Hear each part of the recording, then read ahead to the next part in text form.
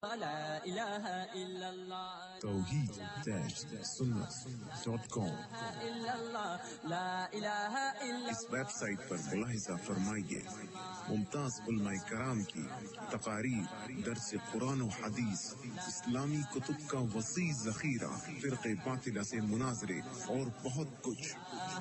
إلا الله لا إله إلا الله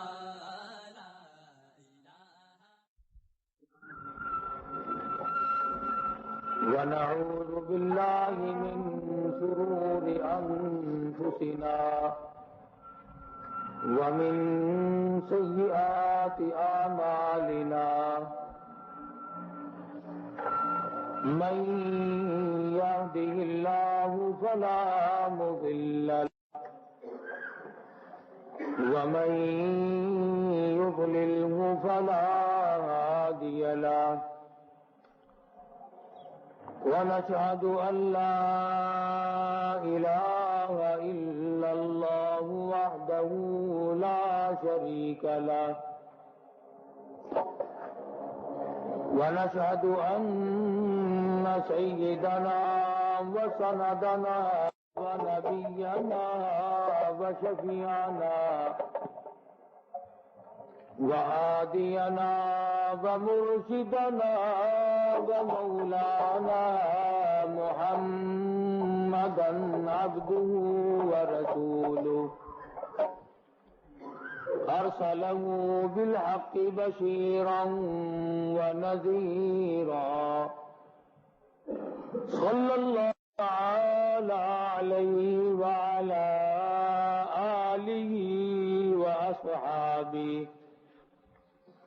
وأزواجه وذرياته وبارك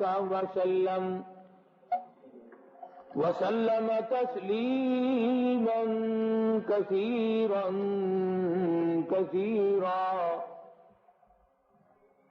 أما بعد فأعوذ بالله السميع العليم من الشيطان الرجيم بسم الله الرحمن الرحيم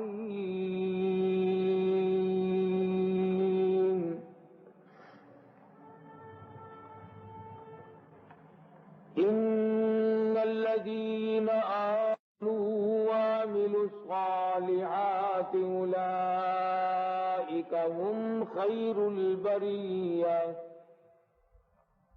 جزاؤهم عند ربهم جنات عدن تجري من تحتها الأنهار خالدين فيها أبدا رضي الله عنهم ورضوا عنه ذلك لمن خشي ربه صدق الله مولانا العلي العظيم وبلغنا رسوله النبي الكريم ونحن على ذلك لمن الشاهدين والشاكرين والحمد لله رب العالمين اللهم صل على محمد وعلى آل محمد كما صليت على إبراهيم وعلى آل إبراهيم إنك حميد مجيد اللهم بارك على محمد وعلى آل محمد كما باركت على إبراهيم وعلى آل إبراهيم إنك حميد مجيد ریکارڈنگ عبدالستار برائے GMC۔ گزشتہ جمعے میں امیر المومنین خلیفۃ المسلمین سیدنا عثمان غنی رضی اللہ تعالی عنہ کی شہادت کے سلسلے میں کچھ معلومات عرض کی تھی، اور اس ضمن میں یہ بتلایا تھا کہ اللہ کے پاک پیغمبر کو سیدنا عثمان غنی ذو النورین رضی اللہ تعالی عنہ سے اس قدر پیار، شغف، محبت و شفقت تھی کہ سرکار دو عالم صلی اللہ تعالی علیہ وسلم یہاں تک ارشاد فرماتے ہیں کہ اگر میری 40 بیٹیاں ہوتی تو یکے بعد دیگرے میں عثمان کو ہی نکاح میں دیتا چلا جاتا۔ حضرت عثمان غنی مدینہ منورہ میں موجود تھے۔ حضور صلی اللہ علیہ وسلم کی جب پہلی دختر کا انتقال ہو گیا تو نہایت غمگین اور پریشان رہتے۔ اس کے بعد حضور صلی اللہ علیہ وسلم نے عثمان غنی کو بلا کر کے یوں نہیں فرمایا کہ میں نے اپنی دوسری دختر یا بیٹی کا نکاح تجھ سے کر دیا، بلکہ یوں فرمایا، ابن ماجہ میں حدیث ہے کہ اے عثمان، میری بیٹی کا نکاح اللہ نے تجھ سے کر دیا۔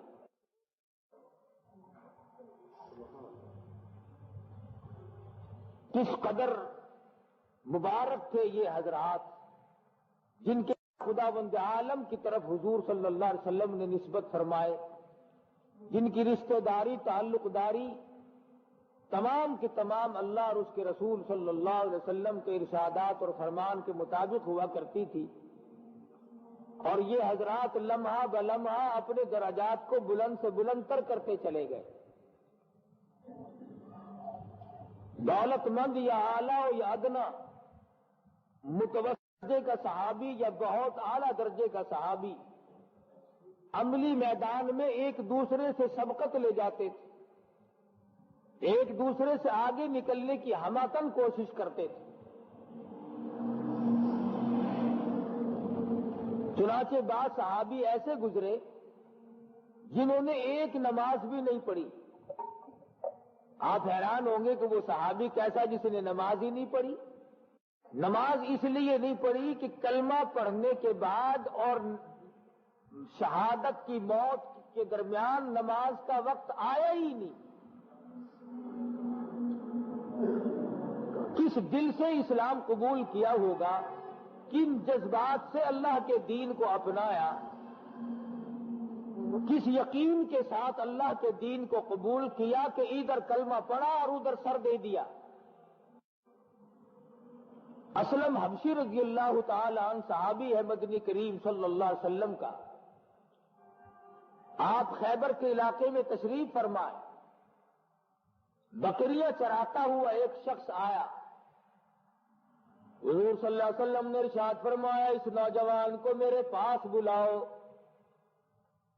سرکار مدینہ کے حکم پر بلا کر کے لے آئے حبشی نوجوان۔ حضور صلی اللہ علیہ وسلم نے فرمایا تو کیا کرتا ہے؟ حضور میں بکریاں چراتا ہوں۔ کس کی؟ فلانے آدمی کا چرواہا ہوں، بکریاں چراتا ہوں۔ وہ تجھے کیا دیتا ہے؟ کہنے لگا 2 ٹائم مجھے روٹی دیتا ہے، کبھی کبھی کپڑا بھی دے دیتا ہے۔ حضور صلی اللہ علیہ وسلم نے ارشاد فرمایا میں تجھے ایسی ذات کا پتہ نہ بتاؤں جو اس کا کام کرے یا نہ کرے، اس کا کہنا مانے یا نہ مانے، اس کی فرما برداری کرے یا نہ کرے، وہ پھر بھی ہر وقت، ہر آن، ہر لمحہ کھلاتا ہے اور کپڑا بھی پہناتا ہے، اور اگر مر جائے تو بہشت میں داخل بھی فرماتا ہے۔ میں تجھے ایسی ذات کا پتہ کیوں نہ بتا دوں؟ وہ کہنے لگا ایسی ذات کون ہے جو بغیر کام لیے، بغیر کاج لیے، کام کاج بھی کوئی، مشقت بھی کوئی نہ لے، محنت بھی کوئی نہ کرائے اور یوں ہی کھلاتا چلا جائے۔ اللہ تبارک و تعالیٰ کے محبوب نے ارشاد فرمایا اللہ لطیف بعبادہ یرزق من یشاء وَهُوَ الْقَوِيُّ الْعَزِيزُ۔ او چرواہے تجھے معلوم ہونا چاہیے حقیقت میں کھلانے پلانے پالنے والی ذات رب العالمین کی ہے۔ الحمدللہ رب العالمین، اس کے سوا کوئی نہیں پالتا۔ والذی ہوا یطعمنی ویسقین وَإِذَا مَرِضْتُ فَهُوَ یشفین۔ وہی کھلاتا ہے، وہی پلاتا ہے، اور جب بیمار ہو جائے وہی تندرستی عطا کرتا ہے۔ تو وہ نوجوان ایسی ذات کو میں ماننے کے لیے تیار ہوں جو مشقت بھی نہ لے، مزدوری بھی نہ کرائے، کام بھی نہ لے، یوں ہی کھلاتا پلاتا چلا جائے۔ سرکار مدینہ نے قرآن کریم مزید سنا دیا، ان اللہ هو الرزاق ذو القوۃ المتین، وہ اللہ پاک اپنی مہربانی سے کھلاتا ہے۔ سجدے کرو جب بھی کفر کرو جب بھی کھلائے گا، شرک کرتے چلے جاؤ جب بھی کھلائے گا، قرآن کریم کی حمایت کرو تب بھی کھلاتا ہے، قرآن مجید کی مخالفت کرو تب بھی کھلاتا ہے، دین احمد صلی اللہ علیہ وسلم کی اشاعت میں امداد کرو پھر بھی کھلاتا ہے، اور سرکار مدینہ کے لائے ہوئے دین کی مخالفت کرو پھر بھی کھلاتا ہے۔ اللہ پاک خود فرماتے ہیں، مجھے اپنی کبریائی کی قسم، میں نے آج کبھی کسی کو بھوکا نہیں سونے دیا۔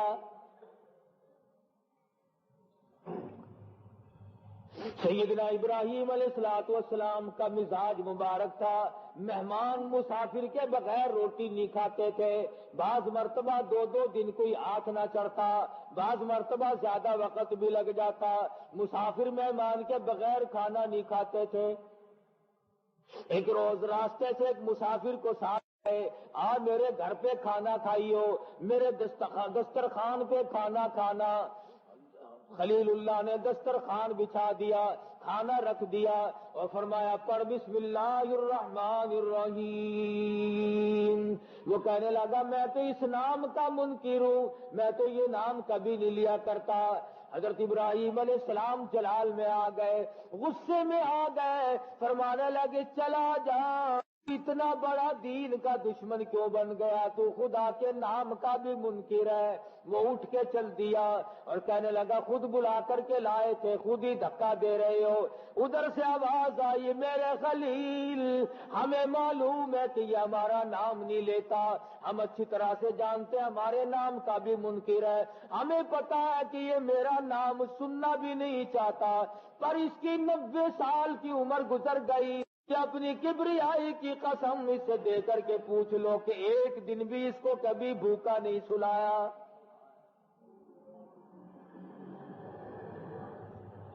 تیرے دسترخوان پہ ایک دن آیا خلیل، تم نے دھکا کیوں دے دیا؟ تم کون ہو کھلانے والے؟ تم کھلانے والے کب سے بن گئے؟ بلکہ جھڑک ملی اور آواز آتی ہے اے میرے خلیل آپ کھلانے والے کیسے بن گئے؟ کھلانے والا تو میں ہوں۔ اور یوں فرمانے لگے، کہتا ہے بس اٹھا کر رکھ اپنا دسترخوان تو، اور ہے نہیں میرے بندوں کا رحمان تو، میرے بندوں کا تو رحمان نہیں ہے، رزاق نہیں ہے، میں کھلاؤں گا اپنے بندوں کو۔ ابراہیم علیہ السلام ڈر گئے، پیچھے پیچھے دوڑے دوڑے جاتے ہیں، اے بڑے میاں، اے بزرگوں بات تو سنو، ذرا ٹھہرو تو صحیح۔ وہ کہتا ہے تو عجیب آدمی ہے، بلا کے لے جاتا ہے پھر خود ہی دھکا دیتا ہے اور پھر بلانے کے لیے آ گیا۔ ابراہیم علیہ السلام نے رو دیا، اے بڑے میاں میرا معاملہ میرے اپنے اختیار کا نہیں، میری ڈور باغی، میری زندگی کا ہر لمحہ کسی اور میں ہے، جس ذات کا تو انکار کرتا تھا مجھے غصہ اس لیے آ گیا، آج مجھے اسی نے جھڑکی دی ہے کہ تم کون ہو میرے بندوں کو کھلانے والے، ان کو میں کھلاتا ہوں، قسم دے کر پوچھ لو 90 سال کی عمر میں ایک دن بھی کبھی بھوکا نہیں رکھا، اس لیے میں تجھ سے معافی طلب کرنے آیا ہوں، آ میرے دسترخوان پہ آ جا۔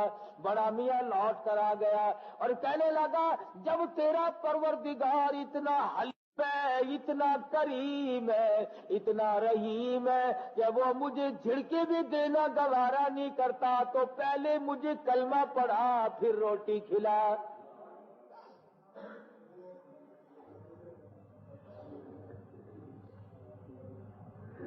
تو عرض کر رہا تھا کہ صحابہ کرام رضوان اللہ تعالی علیہ مجمعین میں بے شمار لوگ ایسے گزرے ہیں، حضرت عثمان غنی ہر وقت یہ دعا مانگا تھے الہی کوئی مہمان ہو میرا کھانا ہو، کوئی بھوکا ہو میری روٹی ہو، مسافر کی خدمت کرتا ہی چلا جاؤں، ننگوں کو کپڑے پہناتا ہی چلا جاؤں، اور میری زبان ہو تیرا قرآن ہو، بس اس حال میں میری موت آ جائے، میں دنیا سے رخصت ہو جاؤں۔ اللہ تبارک و تعالیٰ نے ساری دعائیں اسی طرح سے قبول فرما لی۔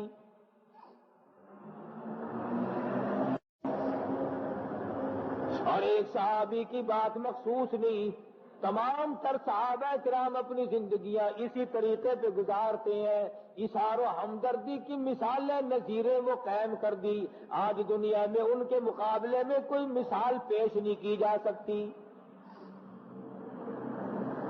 دنیا میں کچھ قواعد، کچھ باتیں غیر مسلم آ رہے ہیں جنہیں ہم کافر کہتے ہیں، اور ہیں بھی وہ حقیقت میں خدا کے ذات کے منکر، شرک کرتے ہیں عیسائی لوگ یا دیگر قسم کے لوگ، انہوں نے اظہار و ہمدردی کے آج وہ ریکارڈ قائم کیے ہوئے ہیں کہ ہم مسلمان کہلاتے ہوئے ڈوب کے مر جائیں۔ امریکہ میں لاکھوں آدمیوں نے ایک دفتر میں یہ لکھ کے دیا ہوا ہے، امریکہ میں لاکھوں انسانوں نے یہ لکھ کر دیا ہوا ہے کہ جب ہمارا وقت قریب آ جائے، موت واقع ہونے کو ہو، ڈاکٹروں کو یقین ہو چلے کہ اب بچیں گے نہیں، ایکسیڈنٹ کے ذریعے یا کسی اور بیماری کے ذریعے، تو ہماری آنکھیں اتار کر کسی اور معذور مجبور مرد کو لگا دی جائے تاکہ میری آنکھ جو ہے وہ کسی اور کے کام آ سکے۔ لاکھوں نے اس طریقے سے لکھوایا، اور اگر کوئی ایکسیڈنٹ ہو جائے اور خون کی ضرورت پڑے تو قطار لگ جاتی ہے۔ اس قسم کے دفاتر وہاں پہ قائم ہے کہ اگر کسی کو خون کی ضرورت پڑے تو مجھے اس فون نمبر سے فوراً بلوا لو، میں مردوں کی جان بچانے کے لیے اپنا لہو دوں گا۔ ہزاروں لاکھوں انسانوں نے لکھوایا ہوا۔ یہ کافروں کا طرز زندگی ہے جو آج کل کافر ہے۔ وہ مرنے والوں کو بچانے کے لیے اپنا لہو دیتے ہیں، وہ مرے ہوئے کو بچانے کے لیے اپنی قوت اور جرأت صرف کرتے ہیں۔ وہ کہتے ہیں ہماری آنکھ بھی کسی کے کام آئے۔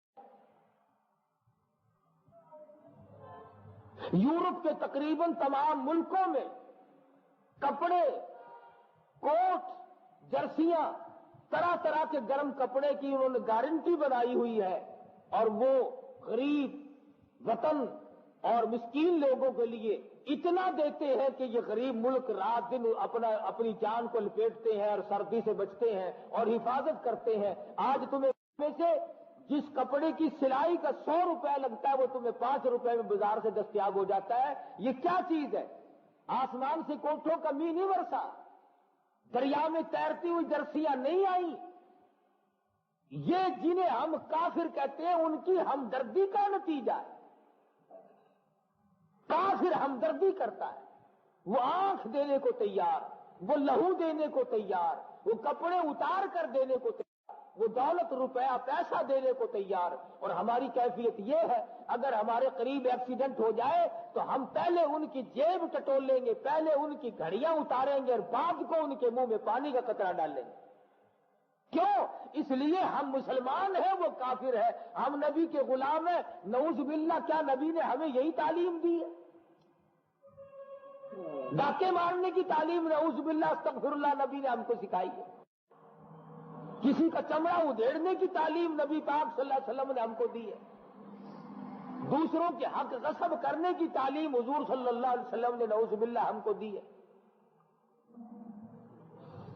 ارے نبی پاک صلی اللہ علیہ وسلم کی تعلیم یافتہ حضرات کا تو کردار اتنا اونچا ہے، ایک صحابی نے زمین بیچ دی، دوسرے صحابی نے زمین خرید لی، جس نے زمین خریدی ہے وہ مکان بنانے کے لیے نکالتا ہے، نیچے سے سونے کا بھرا ہوا مٹکا نکل آتا ہے، وہ فوراً سر پہ رکھ کر چل دیتا ہے زمین والے کے پاس ہی، اور جا کہتا ہے میں نے زمین کے پیسے دیے، سونے کی رقم ادا نہیں کی، یہ سونے کا بھرا ہوا مٹکا بڑا قیمتی ہے، یہ اپنی دولت سنبھال لے یا اپنا ترکہ سنبھال لے، میری فقط زمین ہے، میں ہی سونے کا مالک نہیں۔ اگلا کون سا پاکستانی تھا، وہ بھی تو نبی کا میں دیوانہ پروانہ، کہنے لگا مجھے میرے باپ والد نے نہیں بتایا، ابا نے نہیں بتایا، دادا نے نہیں بتایا، میں نے خود دفن نہیں کیا، لہذا جب مجھے میرے علم میں نہیں تو یہ سونا میرا نہیں تیرا ہے۔ لڑ رہے صحابہ اکرام آپس میں، وہ کہتا ہے پرایا مال کھانے کی مجھے عادت نہیں، میرے حلق سے کبھی اس قسم کا مال گزرا نہیں، مال جب سے میں نے کلمہ پڑھا میرے حلق سے کبھی حرام کا لقمہ کبھی نہیں گزرا۔ ہم جتنے زیادہ کلمے پڑھیں گے اتنے لقمے آسانی سے اترتے چلے جائیں گے۔ یہ ہمارا گلا اتنا کھلا ہے کہ اس میں کچھ نہیں اڑتا، اس میں مرے ہوا کا مال بھی صاف نکل جاتا ہے، اس میں عزیزوں رشتہ داروں کے حقوق بھی صاف گزر جاتے ہیں، اس میں عوام اور قوم کے حقوق بھی تمام کے تمام اس طرح سے گزر جاتے ہیں جیسے پل کے نیچے سے دریا کا پانی گزر جاتا ہے۔ کیوں؟ اس لیے کہ ہمیں آخرت کا احساس نہیں۔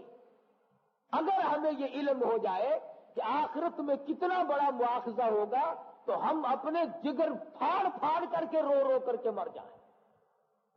اصل بات یہ کہ ہمیں یقین کامل نہیں، حضرات کا یقین کامل تھا۔ سیدنا فاروق اعظم رضی اللہ تعالیٰ عنہ نے ام المؤمنین اما عائشہ صدیقہ رضی اللہ تعالیٰ عنہ کے پاس سارے سال کا خرچہ یک مشت بھیج دیا، لو میں فارغ ہو گیا۔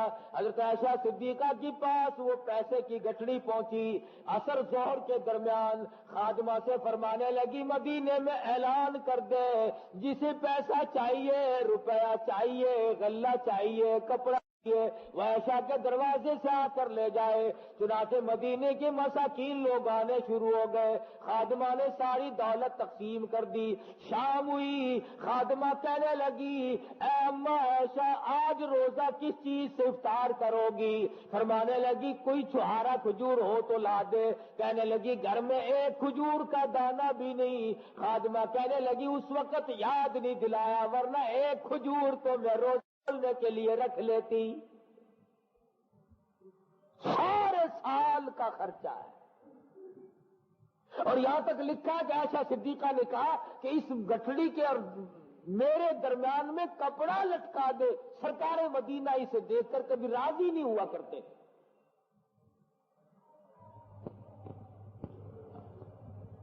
صحابی کہتا ہے سونے کا بھرا ہوا مٹکا میرا نہیں تیرا، تو اس کو وہ آگے سے کہنے لگا میں کیوں لے لوں، میرا نہیں ہے، یہ تیرا ہے، تو اسے سنبھال لے۔ مدینہ منورہ کے جج کے پاس کیس چلا جاتا ہے اور وہ پوچھ گچھ کر کے معلوم کرتا ہے، وہ کہتا ہے میرا نہیں اس کا ہے، وہ کہتا ہے میرا نہیں اس کا ہے۔ وہ مدینہ الرسول کا جج ہے، صحابی ہے، سرکار مدینہ صلی اللہ علیہ وسلم کی اس نے بار بار زیارت کی ہے۔ دیدار رسول سے جو مالا مال رہتے تھے انہیں کیا کمی، یہ لوگ دیوانگی میں اپنا وقت گزار گئے۔ ابو ہریرہ کہتے ہیں میری زندگی میں 3 دکھ مجھے پہنچے، میری زندگی میں 3 دکھ مجھے اٹھانے پڑے، 3 مصیبت مجھے اٹھانی پڑی۔ سب سے پہلا دکھ فرماتے ہیں سرکار دو عالم صلی اللہ علیہ وسلم کی وفات شریف میرے لیے تباہ کن ثابت ہوئی۔ اندازہ لاؤ جو ہر وقت حضور کا دیدار کرنے کا عادی بن چکا ہو اور اسے حضور نظر نہ آئے، اسے کتنا بڑا غم پہنچا ہوگا۔ ارے جس نے 5 دن کے فاقے کاٹ دیے، خود فرماتے ہیں میں ایک روز 3 دن کا بھوکا تھا، میں مدنی کریم صلی اللہ علیہ وسلم کی خدمت میں گرتا پڑتا بڑی مشکل سے پہنچا، نے دیکھا صحابہ صفا طالب علم دین سیکھنے والے حضور کے پاس بیٹھے ہیں اور سرید کھا رہے ہیں، گوشت میں چرے ہوئے ٹکڑے چور کر کوٹ کر کھا رہے ہیں۔ میں پیچھے بیٹھا ہوا اوپر سے گردن بار بار اٹھاتا تھا، حضور مجھے دیکھ لے تو مجھے بھی شامل فرما لے۔ ہمارا زمانہ تو تھا نہیں، دربار رسالت ہے، صحابہ ہے، ہمیں تو اگر تھوڑی سی ضرورت بھی پڑ جائے فوراً آ کر کہہ دیتے میاں کس چیز کو لگ رہے ہو، کیا کھا رہے ہو؟ لیکن ابو ہریرہ 3 دن کا بھوکا، 3 دن کا فاقہ ہے، جو گردن تو اٹھاتا ہے کہ حضور مجھے دیکھ لے، بولتا نہیں۔ سرکار مدینہ کی نظر پڑ گئی، جان گئے کہ ابو ہریرہ بھوکا ہے، سب کو کھلا دیا۔ ابو ہریرہ کہتے میرے دل میں یہ بات آئی کہ پیالے تو صاف ہو گئے، اب اگر حضور نے دیکھ بھی لیا تو اب کیا فرق پڑے؟ پیالے تو صاف ہو گئے، اب اگر حضور نے مجھے دیکھ بھی لیا تو اب بات کیا بنے؟ فرماتے ہیں کہ مجھے حضور صلی اللہ علیہ وسلم نے آگے بلایا۔ سبحان اللہ، کتنے خوش نصیب لوگ تھے جن کو حضور یہ فرماتے تھے ابو ہریرہ میرے قریب۔ ابو ہریرہ نزدیک ہو گئے، فرمایا اور قریب آ جا، اور نزدیک ہو گئے۔ فرماتے ہیں پیالے کے کنارے کو ذرا سا یوں بھورا لگا ہوا تھا روٹی کا، اس شوربے میں چور کے جو روٹی کھائی اس کا ذرا سا بھورا لگا ہوا تھا۔ حضور صلی اللہ علیہ وسلم نے اپنی انگلی مبارک پہ یوں ذرا سا وہ لگا کر فرمایا ابو ہریرہ جی حضور یہ لو کھاؤ۔ ابو ہریرہ کہتے میں نے اپنے دل میں سوچا کھاؤں یہ چکھوں، یہ تو چکھنے جوگا بھی نہیں، اتنا تھا تو بورا انگلی کو لگا ہوا ہے۔ فرمایا ابو ہریرہ کھاؤ۔ ابو ہریرہ فرماتے ہیں میں نے منہ کھول دیا، مدنی کریم صلی اللہ علیہ وسلم نے اپنی انگشت مبارک، اپنی انگلی مبارک میرے منہ میں ڈال دی اور فرمایا بسم اللہ الرحمن الرحیم۔ ابو ہریرہ کھاتا جا کھاتا جا۔ ابو ہریرہ کہتے ہیں میرا بالکل پیٹ بھر گیا پر انگلی سے وہ لقمہ ختم نہیں ہوا، شکم سیر ہو گیا، میں بالکل کھا پی کے پرباش۔ معجزات ہیں محمد عربی صلی اللہ علیہ وسلم کے۔ حضور بیمار ہیں، علی مرتضیٰ رضی اللہ تعالی عنہ نے سہارا دے کر کے بٹھایا ہوا ہے۔ ابو ہریرہ آ گئے، فرمایا میرے قریب آ جا، اور نزدیک آئے، فرمایا اور میرے قریب آ جا۔ ابو ہریرہ اور قریب ہو گئے، فرمایا اور میرے نزدیک ہو جا۔ ابو ہریرہ کہتے ہیں میں اتنا نزدیک ہوا کہ حضور صلی اللہ علیہ وسلم کی جان مبارک سے میری جان مل گئی۔ فرماتے ہیں میرا دامن پکڑ، میری چادر کا پلہ پکڑ کر فرمایا ابو ہریرہ تجھے کچھ کام کی بات نہ بتا دوں؟ عرض کیا ضرور فرمائیے۔ فرمایا جمعے کے دن غسل کیا کر اور جمعے کی نماز کے لیے سویرے آیا کر، جمعے کی نماز کے لیے سویرے آیا کر، اور مسجد میں بلا ضرورت دنیا کی کوئی بات نہ کیا کر، اور فجر کی سنتوں کا خیال کیا کر۔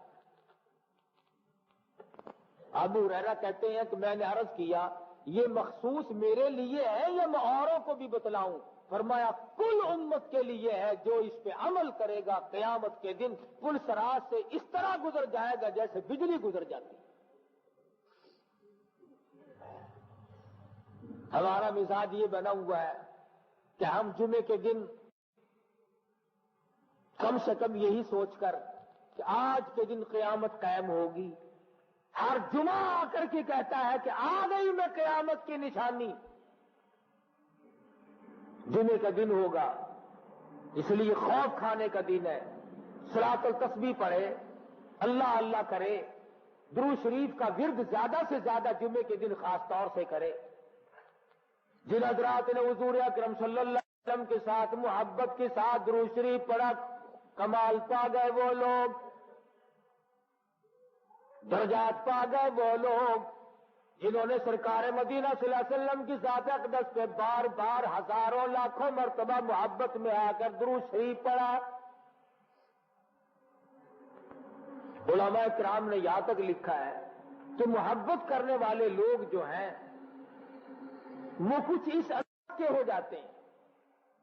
شہر بلخ میں ایک تاجر ہے، اس کے 2 بیٹے، اور وہ نہایت ہی خوش نصیب تھا.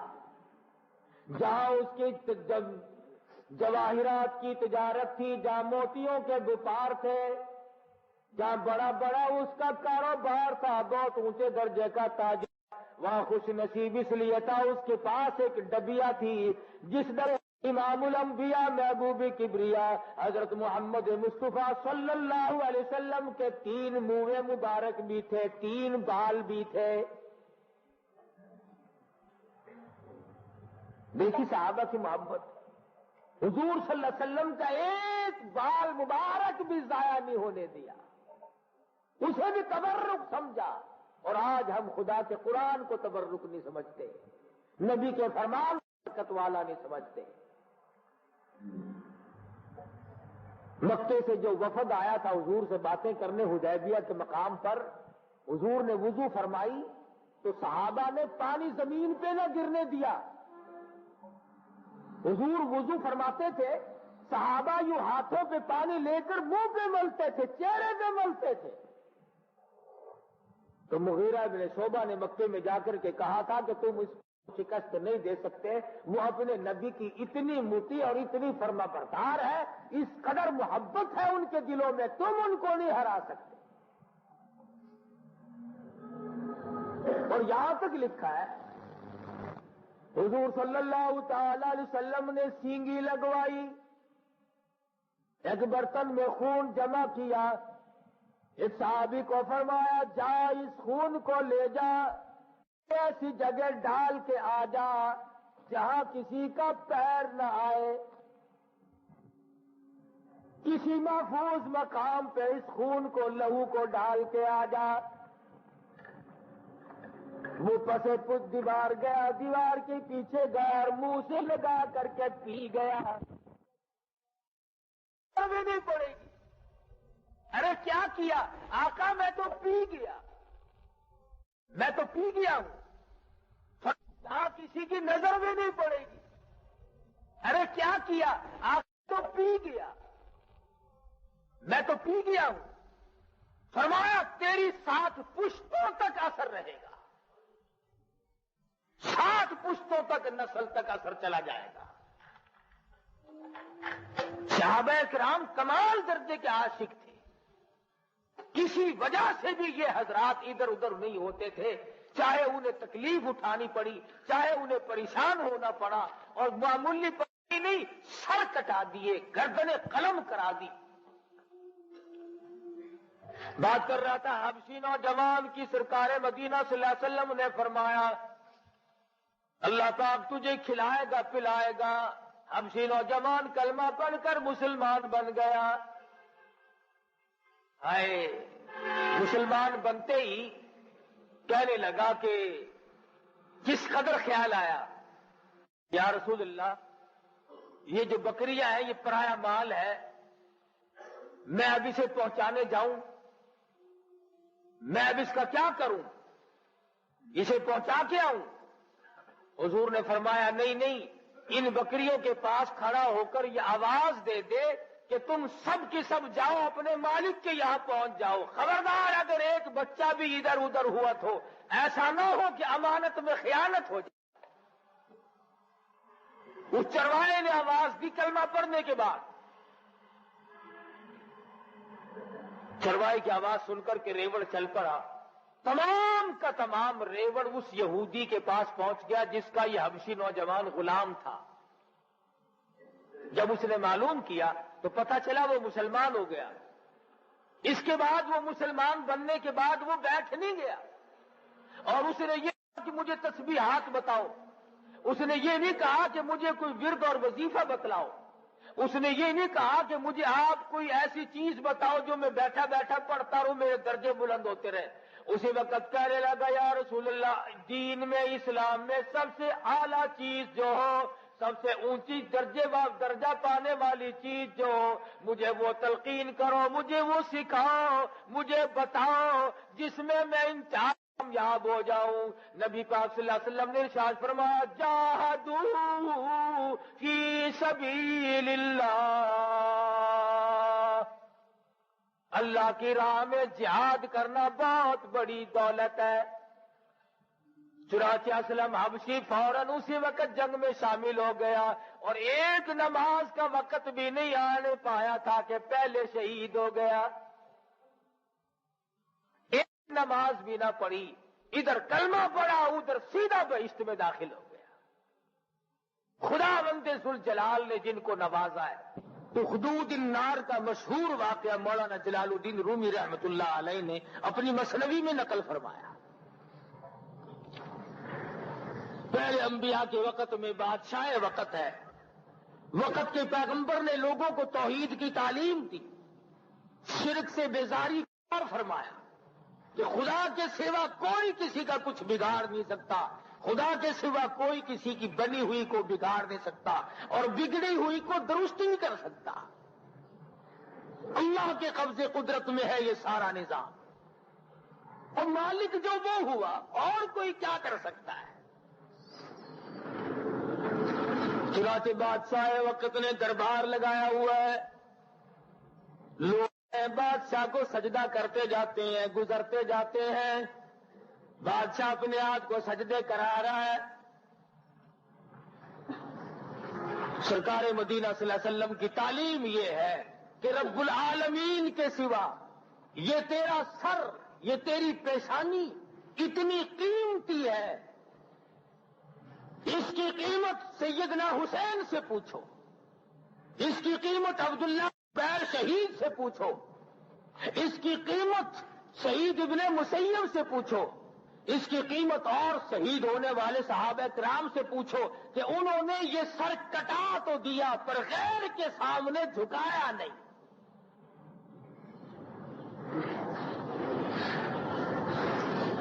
مرد آ رہے ہیں سجدہ کر کر کے بادشاہ کو خوش کر رہے ہیں، اس نے خندق آگ سے بھروائی ہے، جو سجدہ نہیں کرے گا اس کو اس آگ میں ڈالا جائے گا۔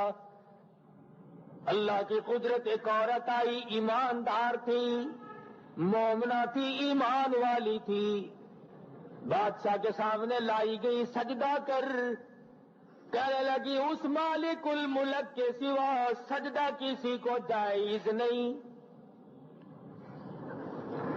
وہ زمین و آسمان کا پیدا کرنے والے، جان کا پالن ہار ہے، اس کے سوا یہ میری پیشانی، یہ میرا ماتھا کسی اور کے لیے جھک نہیں سکتا، وہ میرا معبود ہے، وہ میرا مقصود ہے، وہی خالق و مالک ہے۔ بادشاہ کو بڑی حیرانی ہوئی کہ یہ تو کام بگڑے گا، سب مرد، سب جوان، سب امیر غریب سجدہ کرتے ہیں جاتے ہیں، ایک عورت اکڑ گئی۔ اس کے وزیر سفیر کہنے لگے تجھے کرنا پڑے گا، اس نے کہا توبہ کر، کیسے کرنا پڑے گا جب میرے یقین میں، میرے ایمان میں یہ جائز ہی نہیں تو کرنا کیسے پڑے گا؟ انہوں نے کہا یہ تیرے سامنے لوگ نہیں کر رہے ہیں، انہوں نے کہا ہاں کر رہے ہیں، کہ پھر؟ انہوں نے کہا یہ کوئی دلیل تھوڑی ہے کہ لوگ کر رہے ہیں، میں کہتی ہوں میرا اللہ ہے، وہ سمد ہے، وہ بے نیاز ہے، میں خدا کی ذات کے سوا کبھی کسی کو میں نے سر جھکایا ہی نہیں ہے۔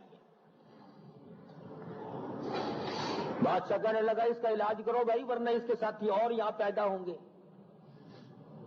یہ تو کوئی عقیدے کی پکی معلوم ہوتی ہے، کچے عقیدے کی جو عورتیں ہوں گی وہ اپنے ایمان کو یوں ہی ریت کی طرح بہا دیتی ہیں۔ توحید-sunnah.com کپڑوں سے ننگا، پیٹ سے بھوکا، کتاب اٹھائے پھرتا ہے، گھروں میں آ کر کے کہتا ہے لاؤ میں تمہاری تقدیر بتاتا ہوں، انگلی رکھو میں فال کھولتا ہوں۔ کوئی سمجھدار اس سے پوچھ لے کہ تو جو گلیوں میں دھکے کھاتا پھر رہا ہے، تو نے آج تک اپنی تقدیر کی فال نہیں کھولی؟ اپنی تقدیر تو دیکھی ہوتی، تیری تقدیر میں یہ در در لکھے ہوئے، اور بعض لکھے پڑے نوجوان ایسے جاسے میں پھنستے ہیں، جو انگلی رکھتے ہیں پھر وہ پڑھتا ہے، یوں ملے گا، یہ ہوگا، تعلیم اچھی پاس ہوگی، دوسرے ملک میں جاؤ گے، یہ ہوگا، وہ اس پر یقین ہے اور خدا کی ذات پر یقین نہیں۔ اچھے خاصے لکھے پڑے لوگ، سمجھدار لوگ پھسل جاتے ہیں۔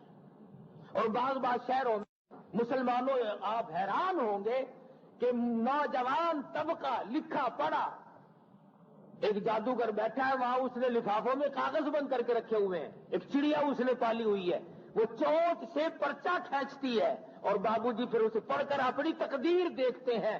اللہ الصمد، مسلمان تو کلمہ پڑھتا ہے کالی کملی والے کا، اور اس زمین و آسمان کے مالک کا تو پیدا کیا ہوا بندہ ہے، چڑیا کے پرچے پر تیرا ایمان ہے، خدا کے قرآن پر تیرا ایمان نہیں۔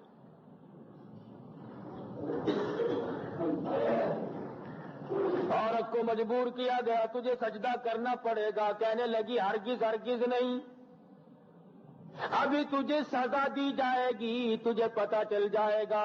عورت کہنے لگی کوئی بات نہیں، ایمان کی وجہ سے سزا بھی ملے تو میں برداشت کروں گی۔ بڑے آکڑ کے بولے، افسر بولے، وزیر بولے۔ مولانا جلال الدین رومی رحمت اللہ علیہ فرماتے ہیں، کہنے لگے گفتو اے زن پیشوئی سجدہ کن، ورنہ گری آتش بسوسی بے سخن۔ دیکھ لے گے تیرے سامنے دہک رہی ہے، یہ شعلے بھڑک رہے ہیں، تجھے اس میں پھینک دیا جائے گا، یا تو سجدہ کر دے۔ مولانا کہتے ہیں بودا زن پاک دینو مومنا، او سجدہ عابد نہ کر دامو کنا۔ اس نے صفا انکار کر دیا، میرا سر اتار سکتے ہو، میری چمڑی ادھیڑ سکتے ہو، میری جان کا قیمہ بنا سکتے ہو، پر اللہ کے سوا میں کسی کو سجدہ کرنے کے قابل کبھی سمجھتی ہی نہیں۔ ظالموں نے سب سے پہلے امتحان لینے کے لیے عورت کا بچہ چھینا اور دیکھتی ہوئی آگ میں پھینک دیا، کولوں میں پھینک دیا، شولوں میں پھینک دیا۔ عورت ذات ہے، اپنے بچے سے بڑا پیار ہوتا ہے، ساری ساری رات کھڑی رہتی ہے، آپ گلے میں سوتی ہے، اسے سوکھے میں سلاتی ہے، رات دن دوا دارو کے لیے دوڑی دوڑی پھرتی ہے، ہر ممکن طریقے سے آرام پہنچاتی ہے۔ اولاد جو ہوئی تو ماں کی ممتا نے انگڑائی لی، اللہ تبارک و تعالیٰ نے ماں کے دل میں محبت رکھی اولاد کی، اگر یہ نہ ہوتا تو پلنا بڑا مشکل ہو جاتا۔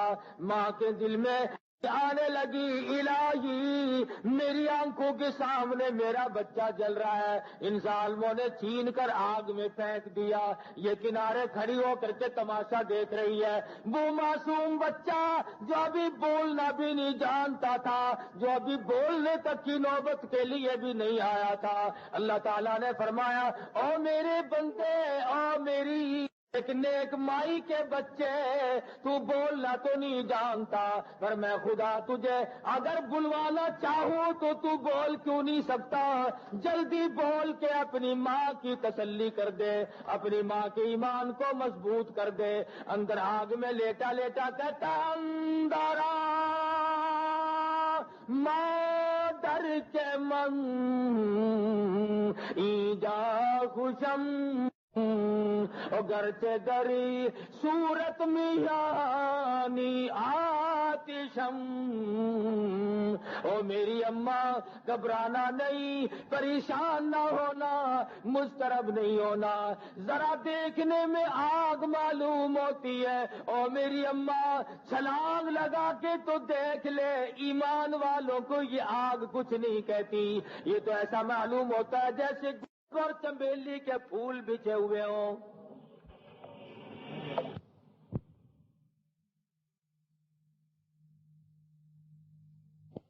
کہنا نہیں پڑے گا کہ میاں کھاؤ اٹھاؤ برتن لے جاؤ، وہ خوشا وہ گمچھا خود بخود وہ شاخ پیچھے کو ہٹ جائے گی.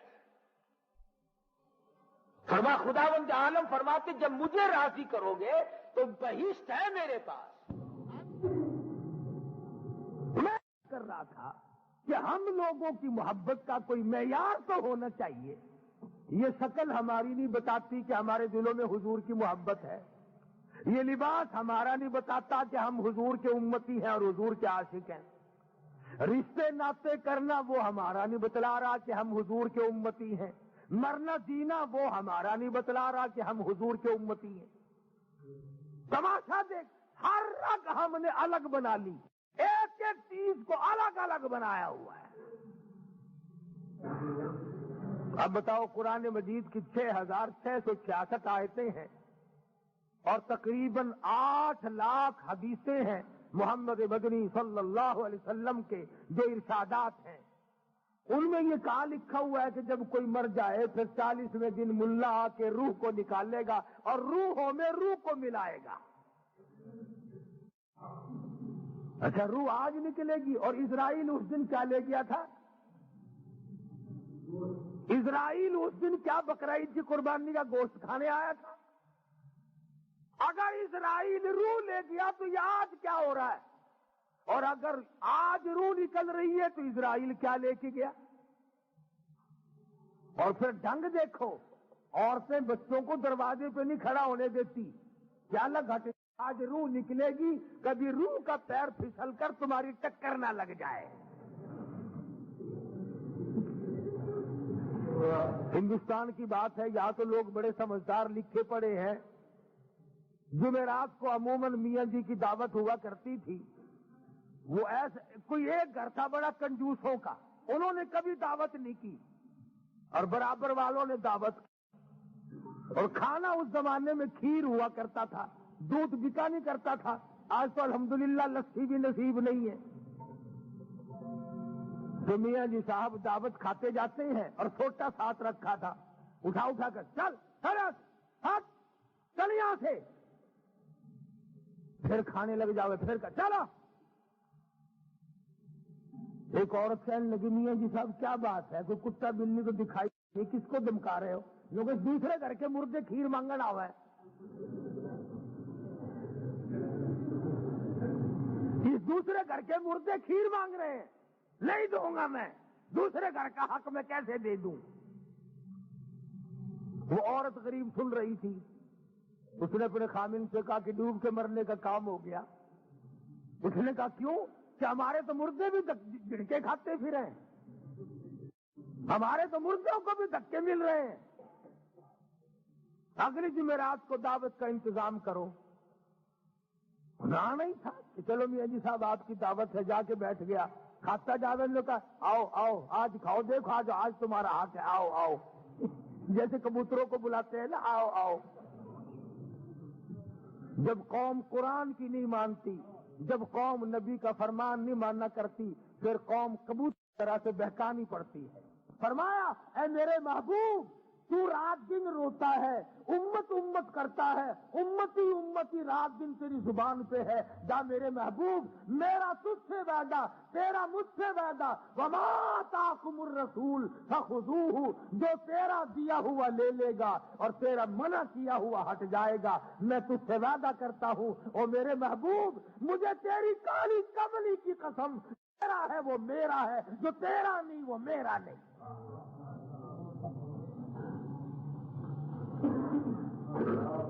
فرمایا تیرے دامن سے جو وابستہ ہو گیا میرے محبوب، اس کو عذاب دیتے ہوئے مجھے شرم آئی.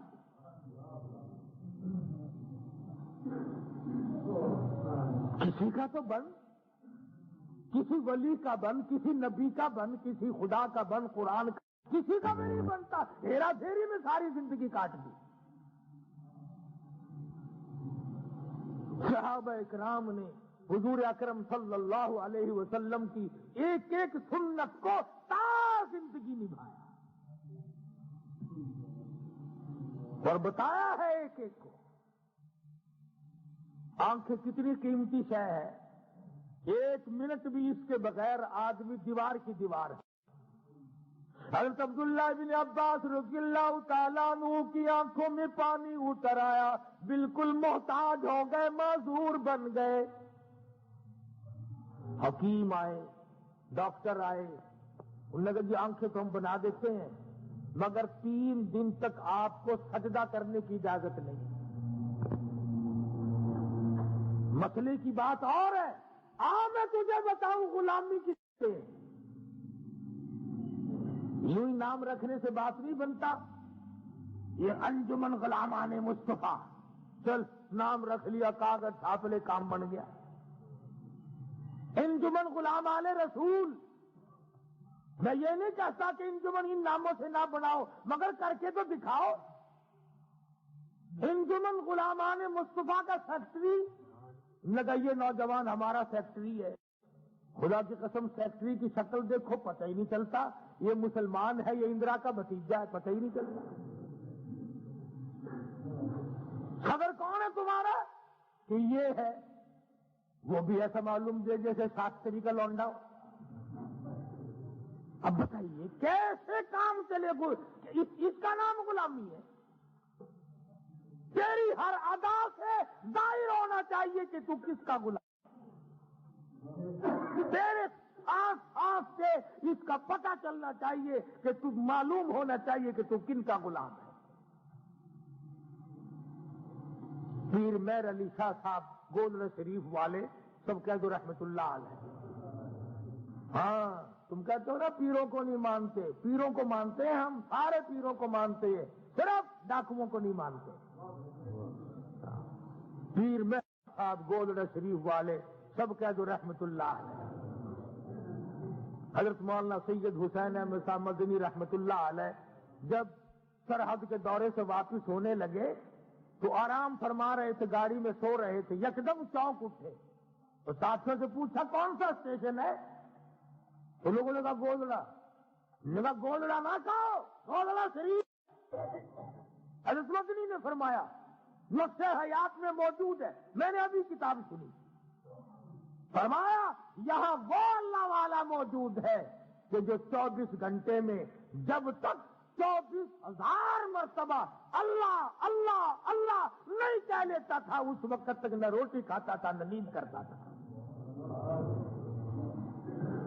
اور پیر مہر علی شاہ صاحب رحمت اللہ علیہ کی کتاب موجود، اس میں لکھا ہے، توجہ کرنا، اس میں لکھا ہے کہ لوگ کہتے ہیں جس جانور پہ تکبیر نہ پڑی جائے حرام ہو گیا، میں کہتا ہوں جس چیز پر جو سانس بغیر اللہ کے نام لیے آیا وہ سانس بھی حرام ہے۔ پیر مہر علی شاہ صاحب رحمت اللہ علیہ کا فتویٰ ہے۔ کون سے پیر نے ماننا ہے؟ جب تک وہ زندہ رہا بٹے مارے، جب وہ فوت ہو گیا چاٹنا شروع کر دیا، سبحان اللہ، وہ بڑا پیر ہے جی ساڈا، وہ منیا بھی، ماننا بڑا مشکل ہے۔ شاہ بہاء الحق زکریا ملتانی سب کہہ دو رحمت اللہ علیہ، کون تھا؟ ہمارا پیر ہے، ہمارا مرشد ہے، ہمارا بڑا ہے، ساری عمر محمد مدنی صلی اللہ علیہ وسلم کی حدیث پڑھائی، یہاں نبی کی حدیث کی تعلیم دی، غزلیں نہیں گائی، جوڑے نہیں گائے، ہارمونیم نہیں بجائے، بہاء الحق نے ایک دن طبلہ نہیں کھڑکایا، شاہ رخ نے عالم رحمت اللہ علیہ نے ایک دن بھی طبلہ نہیں کھڑکایا۔ کیسے کھڑکاتا؟ یہ اللہ والے تھے، میراثی تھوڑے ہی تھے، یہ طبلے کھڑکانے آئے تھے دنیا میں، یہ کوئی سرنگی ہارمونیم بجانے آئے تھے؟ یہ تو آج کل اللہ اللہ کا دور ہے نا، 15 ہزار روپیہ خرچ کرنا اور نبی کریم صلی اللہ علیہ وسلم کے نام کو بدنام کرنا اور پھر طبلے سرنگی کھڑانا اور کچھ نہیں، میں شرابی، میں شرابی، میں شرابی، وہ خبیث جا پیلے بیٹھ کے اندر ہمیں کیا بتا رہا ہے؟ آج اسی لیے صحابہ کرام کی باتوں کو پسند نہیں کیا جاتا۔ ارے کیسے پسند کرے؟ یہ تو وہ لوگ ہیں جنہوں نے تقوی ختم کر دیا، جس نے پرہیزگاری کی سرحدیں ختم کر دی۔ قرآن مجید ان کے بارے میں کہتا ہے للفقراء المہاجرین، اللہ الذین اخرجوا من دیارہم، جنہوں نے رشتے ناتے تمام کے تمام اللہ کے نبی کے اوپر قائم کر لیے تھے، فاروق اعظم رضی اللہ تعالیٰ عنہ کو دیکھا اپنے سگے ماموں کا پیر نیچے دبا رکھا ہے اور ایک پاؤں ہاتھ میں پکڑ کر بیچ میں سے چیر کر پھاڑ رہی ہے۔ حضور کی نظر پڑی، فرمایا اے فاروق جانے دے، یہ تیرا معلوم ہوتا ہے۔ عرض کیا میرے آقا جب تک آپ سے نہیں جڑی تھی یہ مامے نانے تھے، اب تو جو تیرا ہے وہ میرا ہے، جو تیرا نہیں وہ میرا نہیں۔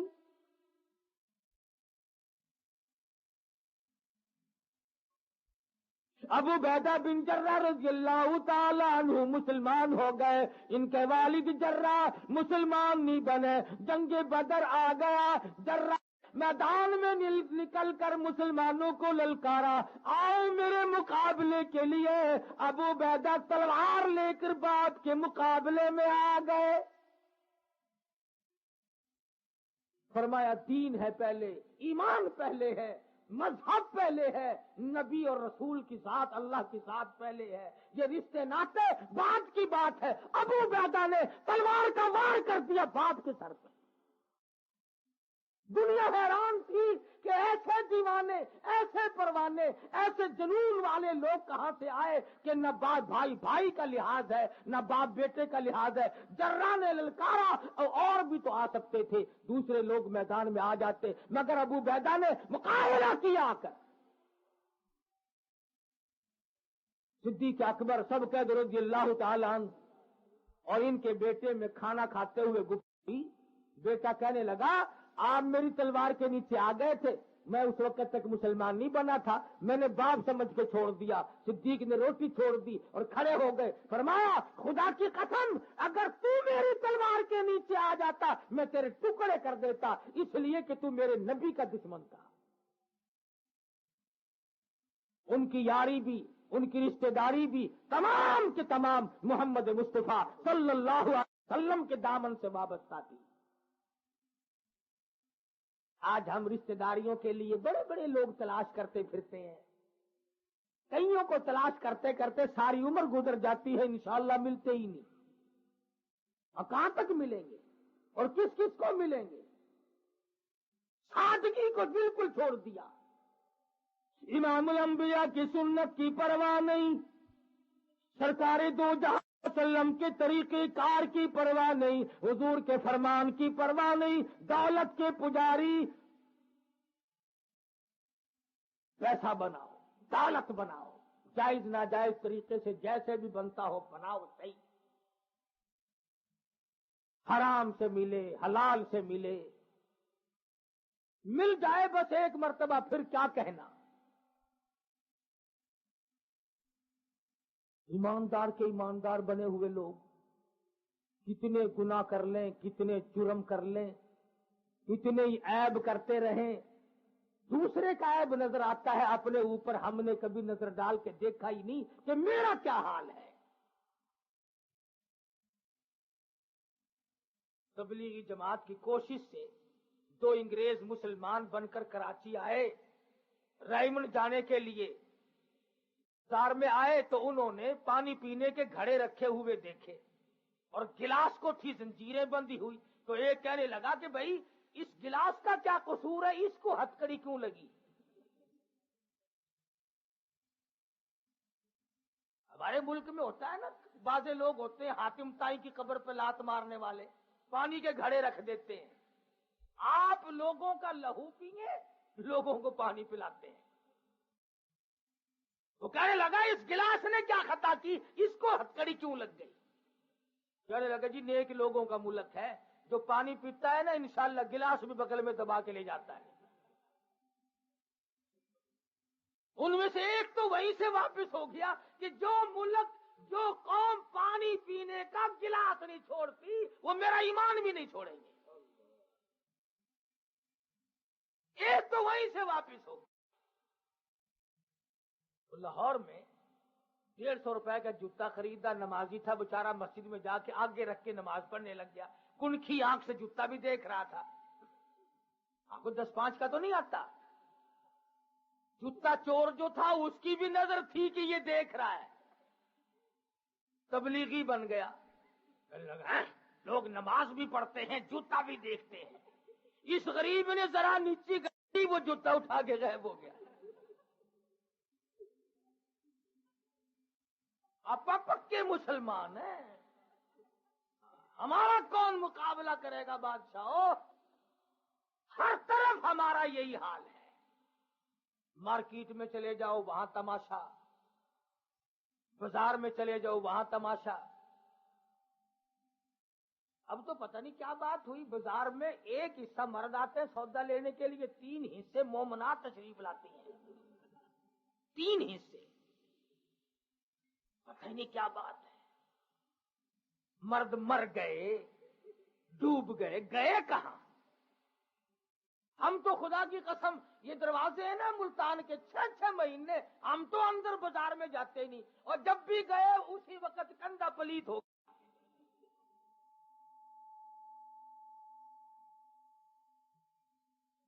کمال ہے، کھلے بندوں یوں پھرنا۔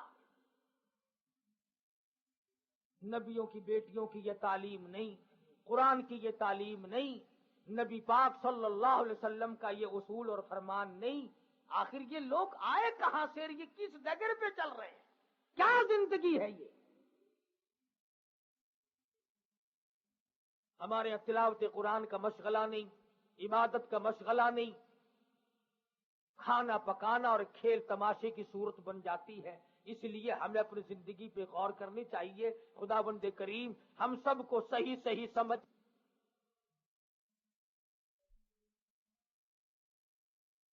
فَبِأَيِّ آلَاءِ رَبِّكُمَا تُكَذِّبَانِ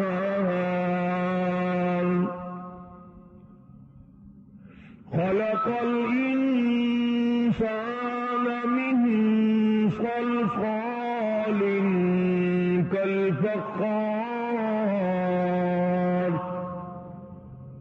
وَخَلَقَ الْجَانَّ مِنْ مَارِجٍ مِّن نَّارٍ فَبِأَيِّ آلَاءِ رَبِّكُمَا تُكَذِّبَانِ رَبُّ الْمَشْرِقَيْنِ وَرَبُّ الْمَغْرِبَيْنِ فَبِأَيِّ آلَاءِ رَبِّكُمَا تُكَذِّبَانِ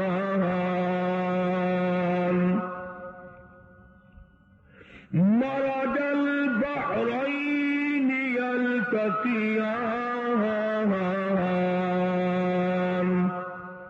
بَيْنَهُمَا بَرْزَخٌ لَّا يَبْغِيَانِ فَبِأَيِّ آلَاءِ رَبِّكُمَا تُكَذِّبَانِ يَخْرُجُ مِنْهُمَا اللُّؤْلُؤُ وَالْمَرْجَانُ فَبِأَيِّ آلَاءِ رَبِّكُمَا تُكَذِّبَانِ وَلَهُ الْجَوَارِ الْمُنشَآتُ فِي الْبَحْرِ